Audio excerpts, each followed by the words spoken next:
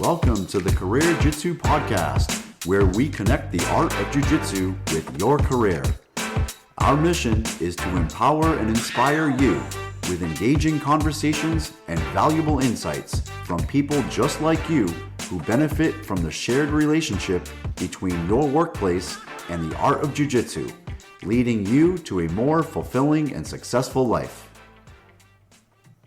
Hello and welcome to the Career Jitsu Podcast. We are so excited today. We have a compelling interview, a compelling guest today on our show.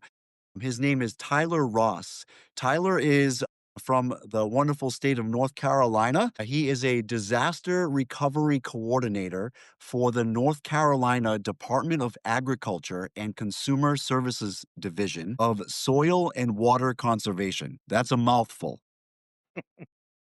He is also an entrepreneur because he has developed an app for BJJ gyms and practitioners, and he'll explain a little bit more about what that is later. And he is also a grappler, a wrestler. He wrestled a little bit, and he has been really focused on the passion of jiu-jitsu, of course. So we are here to do an amazing interview with Tyler. Welcome to our show, Tyler. Hey, thanks for having me. Happy to be here. Yes, a happy Friday night. This is the best way to spend our Friday night. I am so excited to do this interview with Tyler. We had a chance to talk before this, and he is a man who is just brimming with wisdom, with experience, and some really cool stories. So we are going to just pack this interview in with great stuff. So Tyler, we were just talking before we went live about your history and how you got into wrestling, which is a great story. I want you to share that with our listeners because it speaks about resilience. It speaks about one door closing and another door opening. So tell our listeners a little bit about the old days when you were just a kid in high school and you went to try out for a sport. So the Yeah, floor is yours. thank you. So I was telling Frank earlier, so I'm from the Southeast in Western North Carolina, and down here, ACC basketball is another religion. So growing up, everybody, played basketball on every playground there was. And when I was in middle school, I went to go try out for the middle school team. And at the door, one of the coaches stopped me and said, "Hey, you're going to be too small to play. You're just too short. We got a lot of kids." And there was a lot of kids out there. And the district I was in was actually at that time very, very good. We had a lot of schools that were good that fed into to Irwin. And so I was ticked off and I walked out of the gym and my Sunday school teacher was standing there. And Mark looked at me and said, "Tyler, what's wrong?" And I told him what happened. And he said, "Well, come with me. I'm going to show you what men do during boys basketball season." And we walked into the theater at Clyde Aylward Middle School. And at the front, like in the front of the auditorium, there was this old dilapidated mat. And there was about 8 kids standing on it. And so I started wrestling. And I was telling Frank, I didn't really know how I felt about it because the first day, like I was barefoot, I didn't have any wrestling shoes. I was going to try out for basketball. But when I hit my first head and arm on somebody and pinned them, I was like, okay, this is awesome. So yeah, I really enjoyed it and stuck with it through high school. And then Tyler, you're talking about your first job that you got doing electric work with the Department of Transportation. Yeah, so yeah, I worked with a subcontractor in between summers at college, and our job was we contracted from the North Carolina Department of Transportation, putting in certain stuff. And so these were a bunch of big, burly, rough men, and for fun at lunch, they would want to wrestle. So which whatever. But what was funny was none of them had ever trained or grew up wrestling. So I was 140 pounds soaking wet, and just having my way out there because they didn't know what they were doing. They didn't know how to bridge. They didn't know how to use their weight. They didn't know how to distribute. They didn't know how to do a shot. I had a lot of fun. It was hilarious because these were big grown men with like huge beards and, sleeve tattooed arms. And then here's this little, scrawny 5'9" dude that's just with a scraggly beard at that time. I think it looked like something off of a goat right here on my chin. And yeah, it was fun. I love that. I just love the art of grappling and how it helped you with your career. I mean, that's a different kind of help. That's not the kind of help we usually talk about, but if you happen to be in a rough career and that's what they do on their lunch breaks, it's Yeah, good to have grappling experience, right? absolutely. Yeah. And so that wrestling background ultimately led you into Brazilian Jiu-Jitsu. Yes, sir. Yep. And I know from our previous conversations that that was quite an up and down path. Can you share your story about how you made the bridge from wrestling to jiu-jitsu and then some of the stuff that you went through, some of the hardships that you dealt with? Yeah. So, well, when I went to college out in Western Carolina University, there was there was one jujitsu school close or near the school, but it was like an hour and a half away. And then there was another one that was just started in Asheville, and that was a fair piece away. But they had intramural wrestling, so I did a little bit of that. I didn't do too much, but it was something to do around in college. And then when I graduated, there was like one or two more schools popped up in the western part of the state, and I was always like one of my best friends, Jordan. He grew up. His dad did judo. Jordan wrestled with me when we were in middle school. He we were both very big into like so when we'd watch UFC like growing up in that at that time, we would understand a little bit more about the what happens when you get on the ground, right? Like on the ground stuff. Whereas everybody else was just wanting everybody to stand up and swing. I'm sitting there like, Right. Other people are bored, but you're like, oh no, this is where it gets "Oh, this interesting. is yeah, this is what's crazy is like because I'm like I know what it takes to hold that person down. And so me and Jordan would always talk about it. And then Josh, my professor and one of my very good friends is Josh Trampus. He opened a Gracie Bar here in Asheville, and Jordan started going to it in early 2019, and he just kept saying to me, "Tyler, you got to do this." He's like, it's what you want." He was like, "Just come on." And so in late 2019, because I had at that time, well, I still do. I have two boys, but at that time they were both itty bitty. And so we were in and out of the hospital with one of them from he was born prematurely, and so I was like, couldn't really afford to pick up another hobby because I bow hunt, so that took a lot of money, and I knew I didn't need to put another thing on my wife, and so I ended up going at the late 2019, and I think I got to do two or three classes, and then January we went. Me and a couple buddies, we had a hunt lined up, and we went and hunted out west, and we came back home and at that time, the world was starting to shut down because we heard about a thing called COVID. And so the gym shut down. I was working for a neighboring county at that time, and I was helping in one of the centers where folks would call in to ask for services and stuff. And so the gym, we weren't allowed to go into the gym. The governor of North Carolina said, none of this stuff is allowed. And then in May, it was Memorial Day weekend, actually. I on that Saturday, I try to do not because I'm a big CrossFit guy or anything, but like just because of the story, I like to do the Murph for that workout of the day. Do the Murph for him. And that Sunday, I think it was that Sunday or Monday after that, I put my right arm down in the back of a U-Haul. I was helping my wife's aunt move, and my left arm grabbed a futon, and I picked it up. And when I did that, my right ulna snapped, and it was like I remember it sounded like a 22, just a you know and I remember I looked at my wife and I looked at the guy that was on the other end of the couch. He like put the couch down. He was like, "Are you okay?" And I was like, "I think I just broke my arm." And I looked at my wife and I was like, "This is kind of weird." And she's like, "Well, do we need to go anywhere?" And so I was like, "Yeah, let's go to the urgent care. Like, let's see if that's actually what happened." Because I had been complaining about a little bit of pain there, but I thought it was like a kettlebell hit it, or just going through the woods, I hit it on something. I didn't think it was anything serious. Well, I go and I go on that. I go to see the urgent care guy, and he puts this X-ray up, and he goes, "So what's going on?" I just remember looking at the bone, and it was like a Swiss cheese. And he points at it, and he says, "So what's going on is you had a microfracture, and your body's trying to heal it. That's what you see right here." And he showed this thing that looked like it was growing around the Swiss cheese. And he said, "So it broke." He was like, "So I don't have the means to set it here." He's like, "But you're going to go see a specialist on, when they open on Tuesday morning." And so, yeah, so Tuesday morning, and I went to go see this gentleman. He was 40 years. He had been a hand surgeon, and he walked in. He looked at the X-ray, and then he turned around and walked out. He didn't say anything to me. A nurse came walking back in there, and she looked like she'd been crying. And so she wrapped my arm, and she said, "If you need anything, just let us know. We're going to be We're going to be here for you through it. And I had no idea what she was talking about. So the doctor walks back in and he says, son, he's like, I've done this 40 years and I can count on one hand how many times I've seen that. He said, that's a malignant tumor. He was like, you're going to see a specialist at Mission Hospital.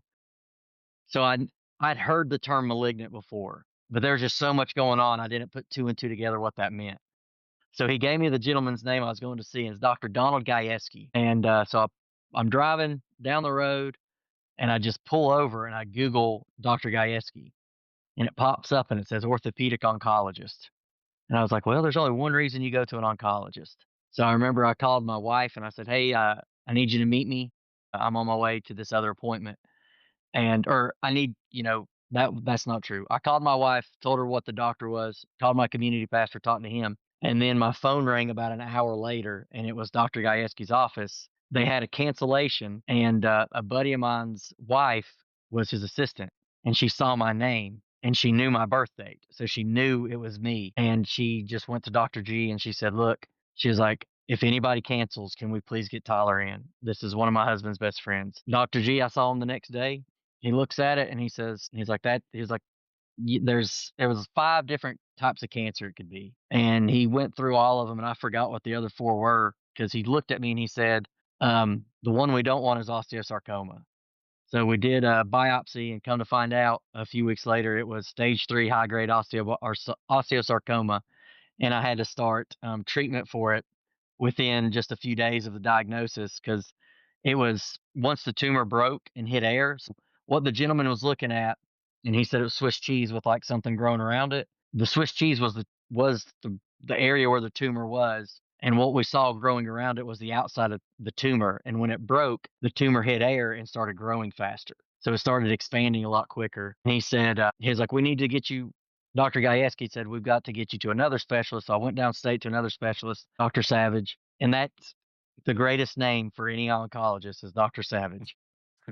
You fit the bill. And he said, son, we got to get you started on chemotherapy within the next 2 weeks, or I can't guarantee that you'll be here 3 years. And so God was good and he took care of me. And 5 days after that diagnosis, I walked in and started treatment. And so for 11 months, I went through what they call the MAP regimen, and it was all inpatient because it was all fatal doses, lethal doses of chemo, and I had to be under constant, monitoring while I was getting it. And the cycles would be 4 to 6 weeks long, with sometimes a 2-week break in between them. But a lot of days it ended up being less than a week because getting the chemo out, certain types of medicine out of my body, like one was high dose methotrexate, trying to get that out of my body, it took a little bit longer. Um, and then they did surgery, and so they took it out and like they took the tumor out, put a cadaver bone in with a titanium plate. During that time, like I remember the days where it's like, obviously there's dark days that you're gonna have when that stuff's happening. But there were times where I just remembered being a kid in high school and in that mat room where it was tough. It smelled. The dudes that I was wrestling with, like I was not a wrestler to write home about by any stretch of the imagination. I got to train and wrestle with some really phenomenal wrestlers. And I just remember working with those guys and just there would be really, really tough days. And I just remember like the mental fortitude I got from that of like, this is going to be over in a minute. It's going to be fine. I just got to lay in here, do my part. I'm going to be fine. And my sons at that time, they started going to Gracie Barra. And the days that I would get to come home and I would get to go see them, Josh like left me alone on the back corner and I looked like Uncle Fester. So my face was swollen from the steroids. I had no hair and I like just had a mask on and my hood up, cause and the parents knew like, hey, he's going through treatment. Let's just leave him be. But I got to watch my sons just roll and I got to watch that community of people that didn't know us that well, love on my family, just because my boys were in there training jujitsu. I got to watch my boys get some confidence. They're like their dad. They're not very tall people, but I just remember just sitting there during all that thinking, man, I cannot wait to get back out on the mats.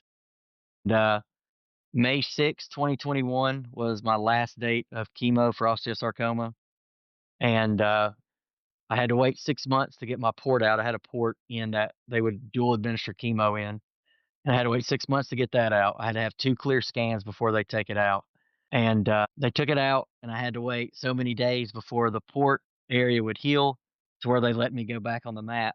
And I went back out on the mat in December of 2021 and caught COVID after not having it, like being in and out of the hospital with cancers, treatments, not having it. So technically I had to take the rest of December off until I got, over COVID. And then January 2022, I started rolling, and April of 22, I remember it was my second class back, and I looked at Josh and I said, "There's a tap cancer out tournament happening in Charlotte in April." I said, "Do you think I can do it?" He said, "Yeah, you can do it." He was like, "You don't need to get in your mind that you're going to win." He was like, "But the fact that you want to do it, we're going to work with you." So 3 months after I was back on the mats, I went and I fought in a tap cancer out tournament down in Charlotte. Did not make the podium, obviously, but it was really fun. I really enjoyed it, and then since then, I've pretty much trained until we had to redo. We broke my arm in July of, well, I think it was July of 2022, and so the cadaver bone. We were working like Kimuras or something, and Jimmy James, a buddy of ours, was running the class, and I just remember rolling my wrist and be like, "Man, it feels like there's a gear moving in my arm." And he was like training to be, or he was a nurse, and he came over and he said, "That's not a gear, buddy." He said, "We need to get to an x-ray." So I went next, conveniently located in our parking lot is an urgent care. So I walked through the parking lot, got an x-ray.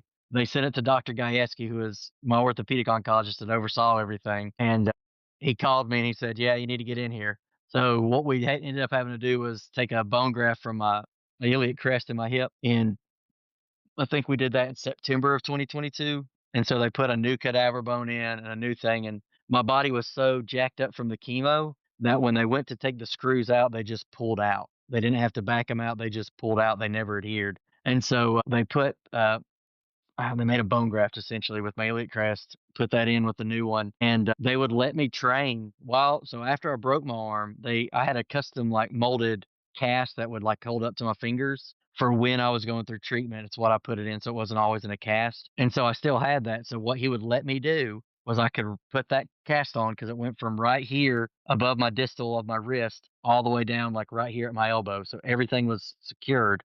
And I would take a padded ace bandage and wrap it, so I look like those linemen from the Bears in like the 80s, that's just what they had on their arm. And he'd let me roll with that. He'd let me train, but my professor had to like get confirmation from my wife that he said that. He didn't believe me. So Brittany had to go in there and say, "Yes, You had to testify, she basically. did, dude." And like she's the strong one of both of us. She did like so much, that's a life hack as a good partner. But so I got to train, and then after they did the surgery, I got to go back that following Monday because he's like, all we did was re-put stuff in, so you just got to keep it wrapped. And I trained like that. I think I had the cast on for about 8 months between the two things, and then started training. And then scans in 2023 found that I had a small something on my kidney, and then they had to do there was something else they found with my bladders. They found I had renal cell clear cell carcinoma on my kidney and bladder. It was urothelial carcinoma on my bladder. September again, they came in and they did a laparoscopic surgery, and it removed both of those cancers. I didn't have to do chemo. So since then, I haven't had to have any more surgeries. I'm knocking on wood, or any more treatments. So just been rocking and rolling since then. Wow. Frank, to our listeners, I hope you hung on to every single word he just said in the last 20 minutes because that is a story of adversity and resilience that is amazing. Frank and I were talking a little earlier today, Tyler, about you. And Frank mentioned that we should actually title this episode called "The Way" because you find a way. Yeah.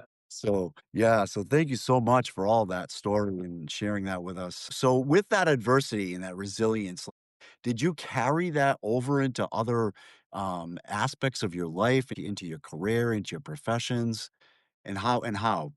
Yeah. So one thing that yeah, fortunately learned at an early age is that adversity is going to come. We're guaranteed that adversity is coming. You can't control the adversity, but you can control how you respond, right? And that can look like so many different things. And so for work with the job that I work right now, like I'm helping the North Carolina Department of Ag.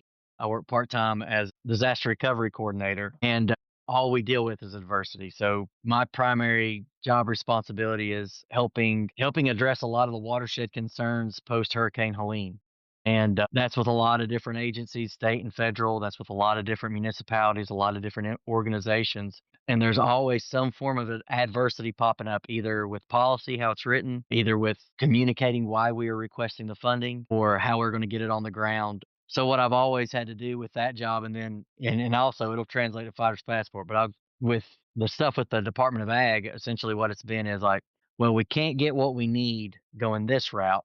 We're going to have to switch it up and go another way. And so looking at sometimes a no, or not, that like not right now, or a no could also be a not right now, or not in the way you're trying to do it. In fact, there's a joke at the Department of Ag, the division, the director, they call me Tyler the Gray because I live in the gray area of policy. Like I'm like, okay, well, it says we can't do this, but it doesn't say we can't do this, Mm, and how we got to move that around. And then yeah, and with fighter's passport, man, there's been a lot of adversity, like just in developing it, coming up with it, what I thought it should be, and then listening to customer feedback, how to make certain things work within software. I'm not a software guy, and I got an amazing team that's building it, but having to look at how different things are happening that we're not allowed or we can't do, and having to get around that, and like pretty much what we do is adapt and overcome as much as we can. Great mantra, adapt and overcome. There ever a moment on the mats where you said,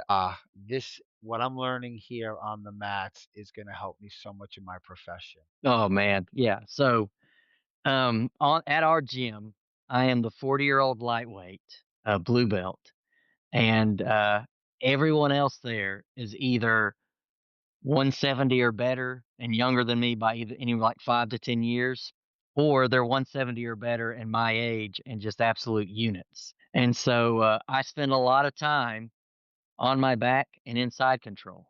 And there's a lot of times where I'm out there, it's like, you know, I'm never going to admit if I've ever tapped a pressure or a crank, but there's been a lot of times where it's like it's been uncomfortable. I've been hurting or like in a really not a good spot, like people that don't finish a guillotine, they're just big and they're on me. It's like uncomfortable. It's cranking the dog out of my neck. But I've just been laying in there like, I'll be okay. I'm just going to be fine. It's going to be all right. And then just thinking about there's times where I will be in meetings for all the jobs where, or interactions with people for all of them, for fighter's passport, for the Department of Ag, and people, they can get very heated sometimes, and like not heated, but like very, very focused in on what they want or how they want something to happen, right? And sometimes it can cause conflict. It can bring up like people starting to take things personal. And in those moments, I've been able to think back to those times when I'm down on my back in side control, praying for Jesus to return, that, you know what, it's going to be okay. I just got to keep my head, think, stay calm. Like Bo Nickel is one of my favorite. Like I've loved watching him wrestle. I enjoy watching him in the UFC. And I remember he was talking one time and he said, man, if you can stay calm, it's amazing how good your jujitsu can be or how good your grappling can be. And so since I'm an old man, I've started doing the sloth jujitsu where I've got to just so I've Lost. I haven't realized heard that one yet. I got to learn that form. I need that form as well. it's just You know, slow. Yeah.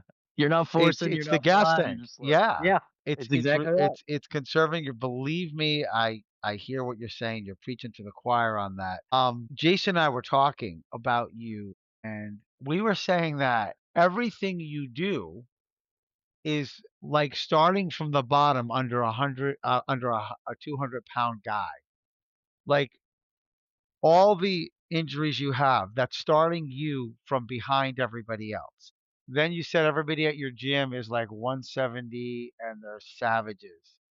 And you're dealing with that. So you're on your back getting your frames. And then with your job, like the disaster recovery, that's definitely starting on your back. A storm, was it Helene that came? That now you're starting with debris. You're starting again on your back without resources. So I just think that you're such an interesting person in that everywhere you're starting from uh, a disadvantage. And I love the way that you said, keep your head, breathe, think, and stay calm. And that's such a good lesson and a motivational lesson for our listeners to hear. I do want to just switch gears for a second. You had in our correspondence a quote that I just thought was so interesting. I don't know if you made it up or I don't know where it came from, but you said a trained society is a polite society. Can you Yeah. expound on that and talk about where that came from? Who is the person there's and I stole it from somebody, is like an armed society is a polite society. Like it's talking about, So you without. modified it. You took somebody Yeah, else's oh and yeah. modified it to Yeah. jujitsu.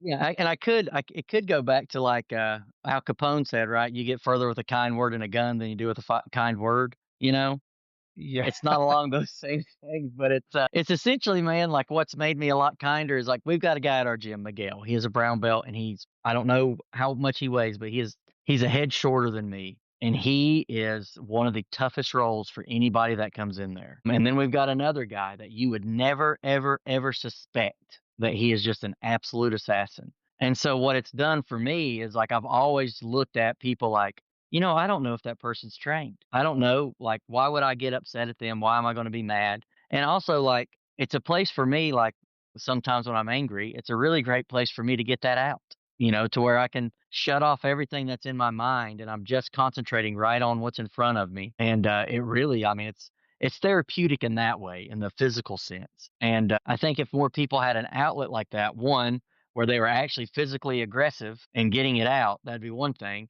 because there is a quote that I didn't throw in there, but it should have been. It was like, Jordan Peterson made that comment about what it actually means to be peaceful. In order to be peaceful, you've got to be capable of violence. And so a lot of people that say they're peaceful, but they don't they have no way to actually commit violence. It's not that they're peaceful; they're just not a threat. Does that make you know what I mean? And Yes, that's I heard I actually saw that reel. That was a very, very interesting. That was a and great I think. reel. And go ahead, you go. No, so I was just gonna say, I think the more people that I've yet to meet. Now, there's bad actors and everything, right?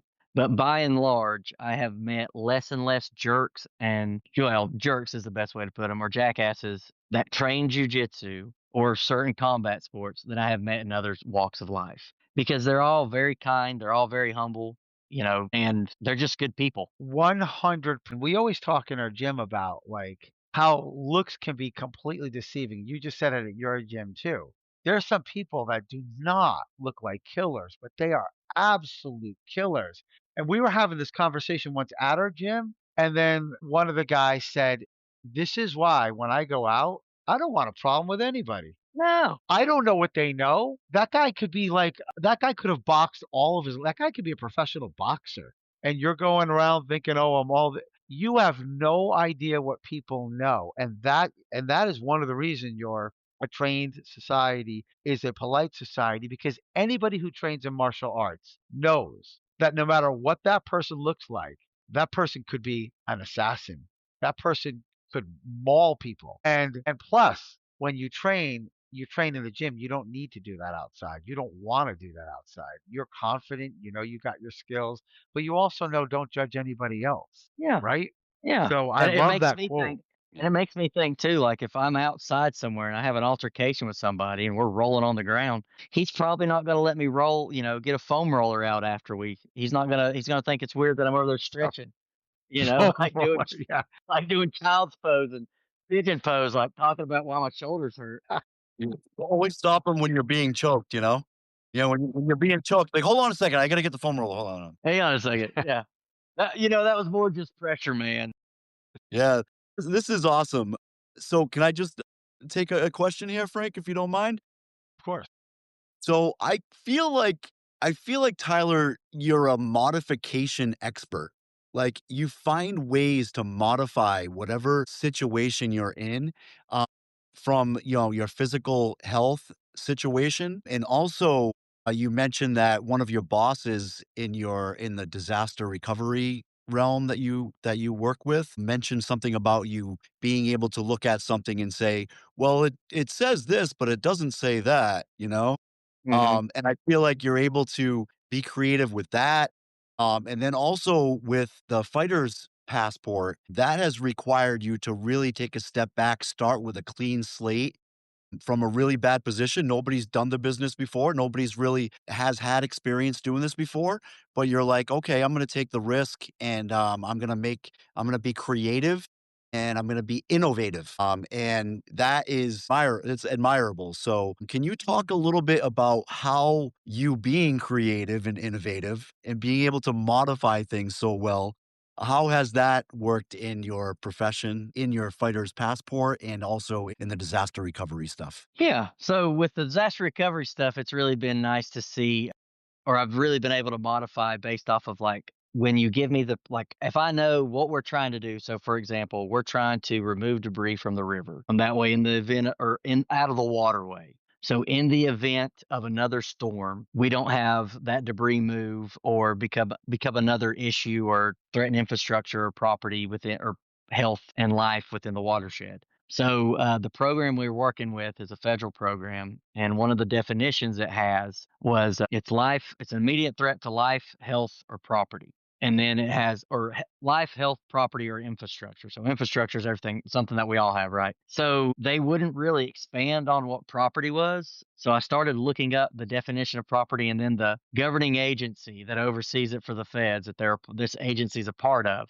They had a definition of property that I brought up in a meeting. And one of the things it outlined was utilities. So in Western North Carolina, we have a lot of utilities that are above overhead and underground. And so what we were able to do was to go and quantify what the cost was for those utilities to put them in, what the cost benefit is to protect them, and then add that on as a value add to stretching the dollar further for that program on how we were going to, protect the resources. Whereas historically, they would not, that wasn't a thing we had done, but we were able to get in there and find a definite, and that was really just easy. Other things have been like, well, we can't use these funds to do X, but we can use them to do Y and Z. Well, while we're doing Y and Z with these funds, let's figure out how we can find another program or what we need to have happen to where we can find funds to take care of X. And a lot of times, what it is just, I appreciate you saying like it's me modifying, but it's a lot of me just being like, no, you don't know everything, Tyler. You need to just shut up and sit there. And people that know me and are going to hear that are going to laugh because I'm sure to them that seems very overwhelming, like, or not who I am sometimes. But just sit there and like look and think and just get creative. Like, there's all sorts of ways you can make stuff happen, right? Like, there's a couple people that I follow, like Pace Morby, that does like alternative financing for like real estate stuff and real estate deals. And there's just all these different ways to like try and, down here we have this expression, there's more than one way to skin a cat. So that's essentially what I've grown up on. And with Fighter's Passport, so when I first started Fighter's Passport, I think I told you guys while we were talking, it came about like because I would once I got clear to travel and get on a plane again, we went places. So we went down to Orlando, and we were down there, and luckily there was a Gracie Ball close to me, and I found the schedule was correct, and I went to it. And it's Claremont, Gracie Ball Claremont. It was a great school. And I went, I trained there. And then we went back down there another time and I looked for gyms, and we were on the other side away from Claremont. So it was like an hour drive to it. But I kept looking for others gyms and finally just found one that had all their information correct. And so I went to that gym. And then I was with one of my best friends, who's now my business partner in Fighter's Passport. We were in New York and we were in Manhattan. He had a business meeting and his wife couldn't go, so he let me. He was like, "You want to go?" And I was like, "Yeah, I'll go nerd out in the Museum of Natural Science or Natural History for like 10 hours. You can come find me in the Plains Indian exhibit." And while we were there, I really just want to go train somewhere. And in New York City, there's a lot of gyms. So I Googled BJJ near me, and I want to say it was close to 2 or 3 hours going through and just trying to find a gym that was so close to me because like the only Gracie Ball was on Long Island, and if I wanted to get to that one, I needed to start taking the public transportation 2 hours prior to that moment if I wanted to make the next class.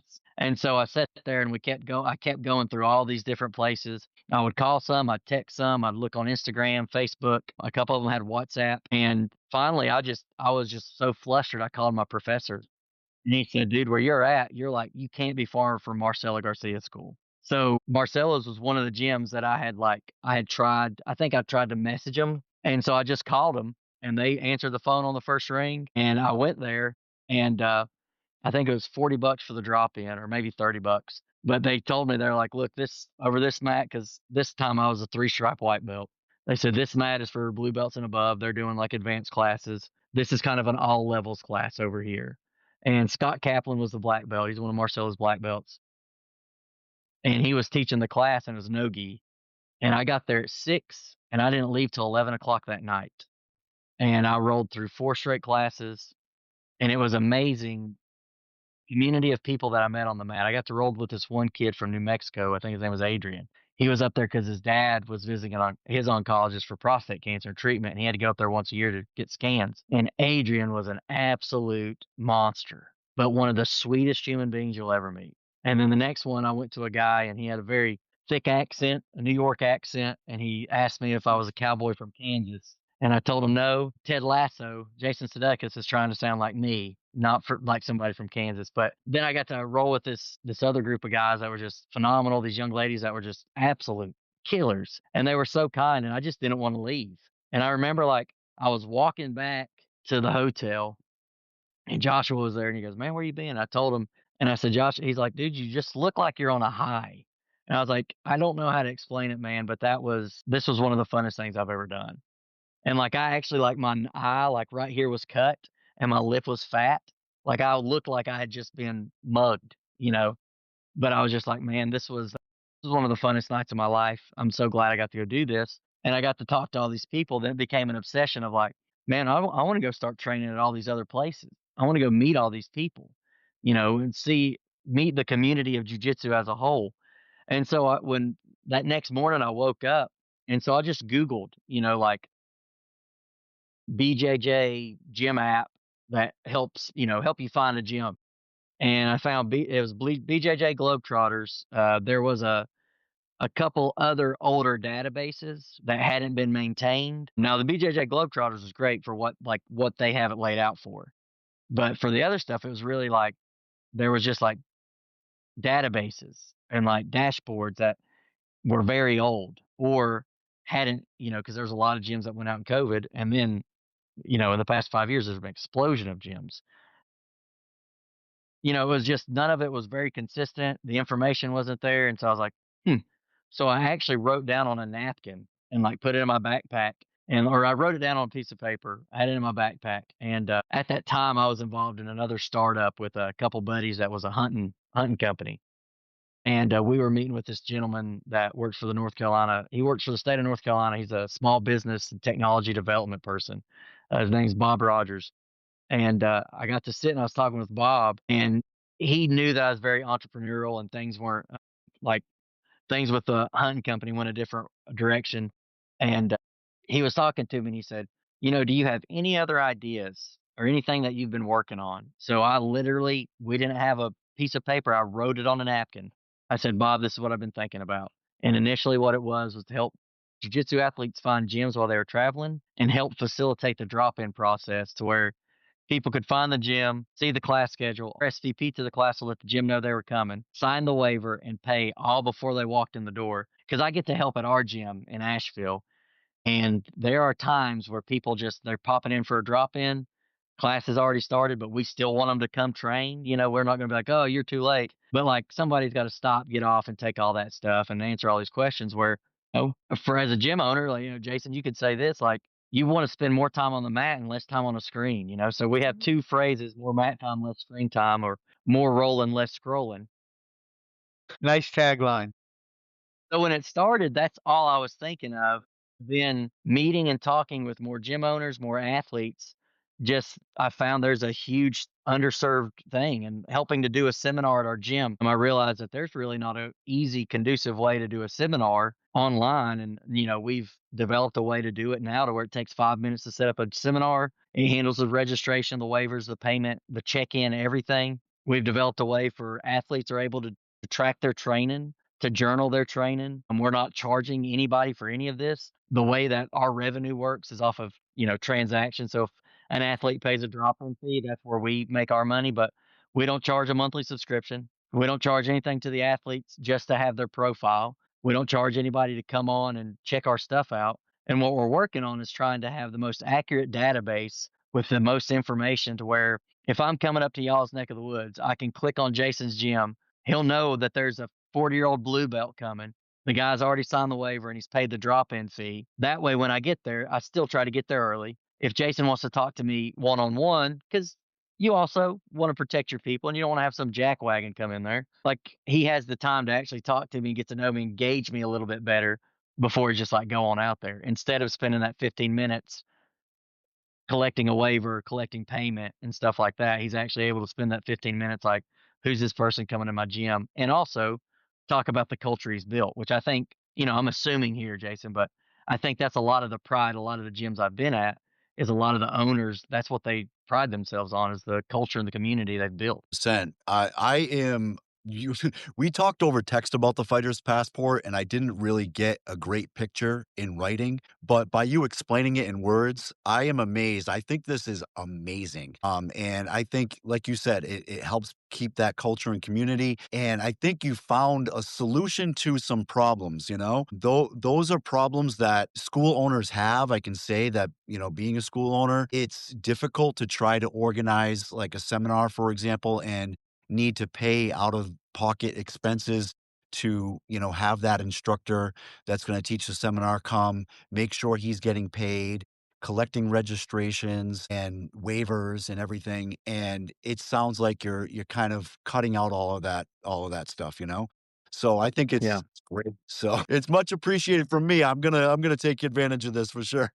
Awesome, man. Absolutely, and Yeah, it's just pretty from a cool. user's perspective, like, you really could go global with this because when I've gone to Spain, I've had to do what you do. Get on there, and then you send, like, "Can I come for just one time? What do I need to do?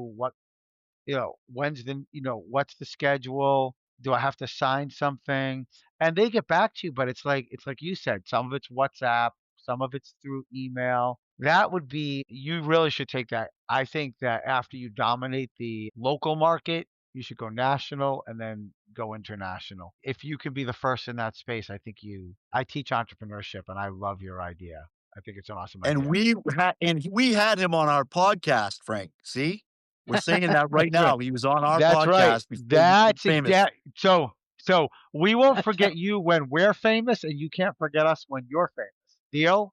Is that a I deal? like that. That sounds good. Yeah. And just a quick shout out to our listeners. Check it out. Fighter's Passport. Can you tell our listeners how they would get on that? Yeah, so it's right now the way we have two ways folks to sign on. They can sign on with a Google account or a Meta account. And we like the information stored through Google, but we're not selling your information. I have no desire to do that. I hate that I have to check my phone and screen every phone call and every text message. So I'm not going to add to that. But what it is we use those two ways for folks to sign in. If you go to app.fighterspassport.com, you can sign in as a user and it'll just hit a sign in button. It'll be all over the place. And you can sign in with Google or Meta. It'll take you to your profile. You can go fill that profile out as much as you want. It's a private profile, like I can see it and my software team can see it. It's not public yet. And but if you develop that profile, you go like say you go to Jason's gym to go train at a seminar, you'll be able to hit that button, register RSVP, do the payment, and then on Jason's side, he'll see your name and your information just of your email and your picture. And then you'll have a QR code that's assigned just to you that can't be replicated. It changes so often so that you can't screenshot and send it to your buddy. So sorry about that.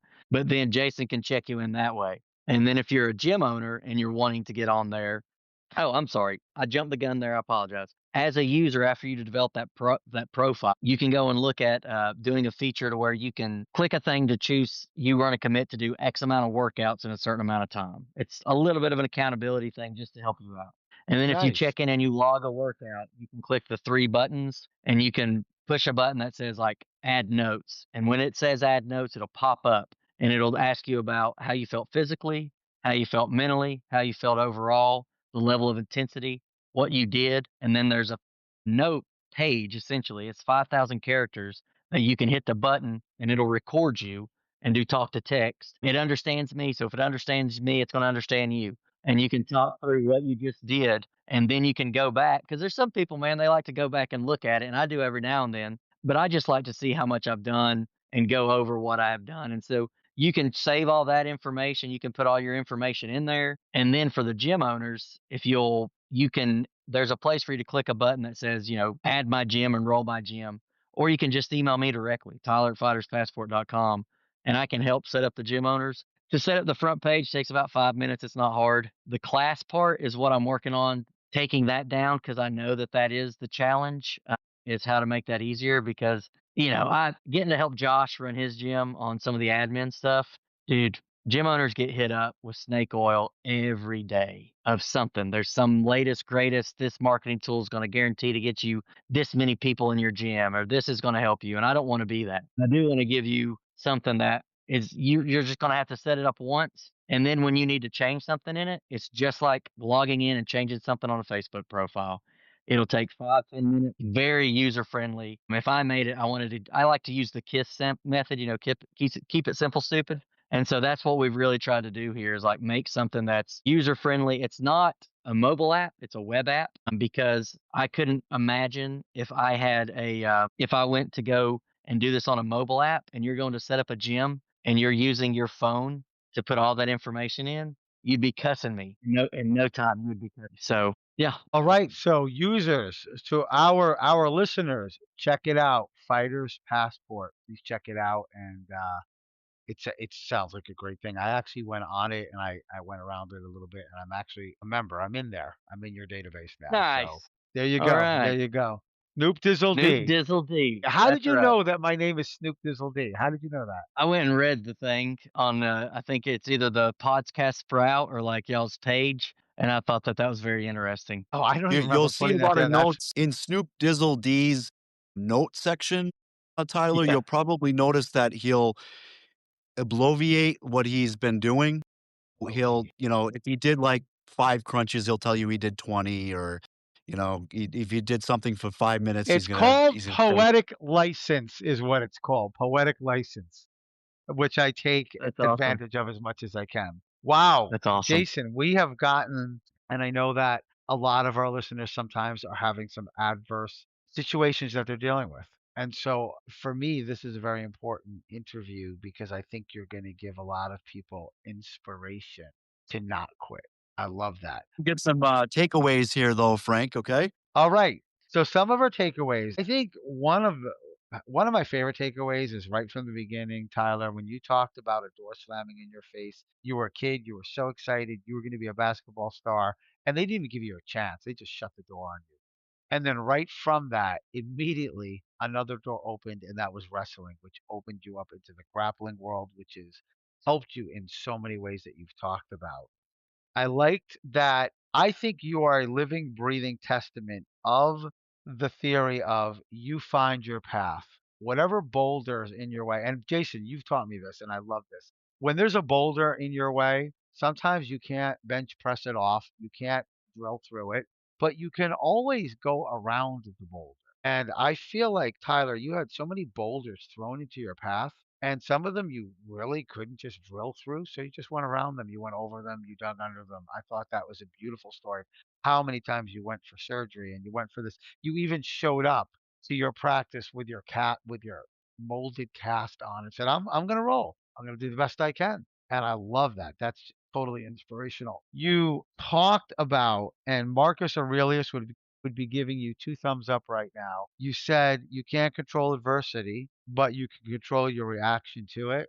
That is right out of the Stoic Bible. That is, I don't know if you got that from reading Stoicism or if you got that from your own experience, but that is just a testament, a living testament of the greatest philosophers and what they espoused. Love that. You also said Tyler the Gray, was it? Your nickname was Yeah. Tyler the Gray. I love that you are somebody who says we can't do this. Agreed, but what can we do? That is definitely the philosopher of a winner. That's just taking a different angle, moving your angle and saying, okay, I agree. I won't do this. I can't do this. That's my constraint. But there's some other way to do it, a different angle, different perspective, different vantage point. Thought that was great. Jason, your question about the risk taking, adaptability, creatability was a great question because that catapulted him into going on to his own entrepreneurial venture, which is exactly what you're doing when you're an entrepreneur. You're taking risks, you're adapting, you're being creative. Another thing I thought that I love that you taught which isn't necessarily about careers, but community, and how your software program helps people expand their community and go other places. And I like that makes me want to kind of visit some other jiu-jitsu gyms and get that community. And hopefully I could do that through your software. I think that was great. And in the end, I just want to say thank you for sharing your personal struggles, your medical struggles with our listeners who probably have their own, many of which who have their own, and saying, listen, I did this. You know, malignant cancer. I fought that. I never gave up. And then you went back and you did the tap out cancer. I just want to thank you for sharing that inspiration with our listeners. It's a big deal. Thank you for that.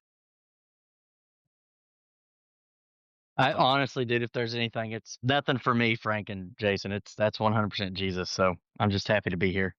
That's Good that you're awesome. strong on your faith. And Jason, we had a call to action that we wanted to mention also because Tyler, our listeners wouldn't have heard this amazing story if it wasn't for the fact that Tyler saw one of our podcasts or heard one of our podcasts and chimed in and got in touch with us and said, hey, I'd love to share what I do with you guys. So we want to put a call to action out to all of our listeners from all over the world, which we're getting more and more international and we're expanding from Massachusetts. You even hear the cool accent that Tyler has, which is proof that we're expanding. And so, to our listeners, we want your stories. We want to know what you've been through and how Jiu-Jitsu has helped you in your personal and career lives. So, chime in. Jason, tell them about the form that you have. Look on our channel, and we have a form that you could fill out, or just email us at Career Jiu-Jitsu. Email us and let us know that you want to be on our show. Tyler, once again, happy Friday. Happy Friday. And continue your fight and continue everything you're doing. And please stay in touch. And if you're ever in the area, hopefully our gym will get on your app. Get on that app. Get to our gym, and I would absolutely love to roll with you. Absolutely, Frank. I'll do that. All right. Sending you a big hug. Bam. Hope you got it. And thank you to our listeners. Thank you to you and everybody. Stay safe and keep practicing jiu-jitsu. Take care. Well, there you have it. As we wrap up today's episode, let's take a moment to reflect on the powerful connections we've explored between the art of jiu-jitsu and your career. In your workplace and in jiu-jitsu, you learn to adapt and navigate challenges. So remember that persistence and the courage to embrace the lessons that you learn are the keys to your growth both on the mat and in your career.